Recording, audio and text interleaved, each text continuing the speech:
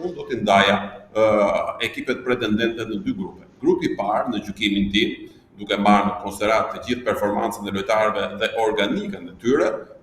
është grupi që përfshin Francën, fituese në botrorin e 2018 dhe pastaj finaliste në botrorin e fundit, Spanjën, kampione e Europën në fuqi, Anglinë, një skuadër e cila prej vitesh ka një brez shumë mirë futbollistësh dhe që duket sigurisht në pjekurinë e tyre maksimale dhe gati për të hapin që mezi e presin britanikët, dhe Portugalinë, që për mua ka një brez të artë futbollistësh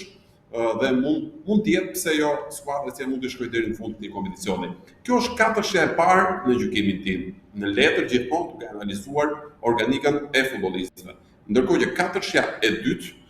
vjen me skuadrat e traditës. Është Brazili, që me Carlo Ancelotti sikur ka gjetur një lloj qetësie, pavarësisht se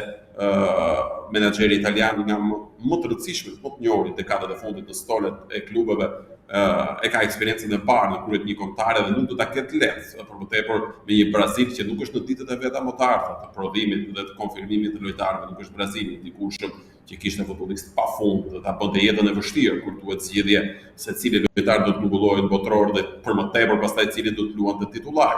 Është gjithashtu Argentina, kampione e botës në fuqi, është një skuadër e cila nuk ndryshon shumë në organik në raport me suksesin e fundit në Katar, është një skuadër pak më e vjetër në raport me Katarin, ka një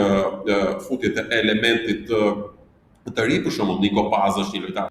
shumë interesant që mund të japë një dinamik të re skuadrës në fazën ofensive. Lautaro ka fituar më shumë përgjegjësi, është normale të jetë kështu, është më i pjekur, është më lider tek Interi gol-shënues. Julian Alvarez është një futbollist që mund të shërbejë shumë Scalonit në turneun e ri që nis pas pak orësh, sikurse e thatë ju, megjithatë e shoh tek Scaloni i dytë i skuadrave pretendente Argentinën e Leo Messit. Ndërkohë, po në këtë grup, pra në grupin e 4 skuadrave të dyta, siç e konsideroj ju, do të fusja Gjermaninë, që mbetet një skuadër e turneve, një skuadër që pavarësisht se nuk është në ditët e veta më të mira në presin e lojtarëve, është një skuadër e cila kur vjen puna tek turneu, provon ta luajë deri në fund edhe për shkak të karizmës dhe po themi edhe për shkak të faktit që gjermanët të përgjithësi janë shumë të lidhur me fanelën dhe japin maksimumin në turne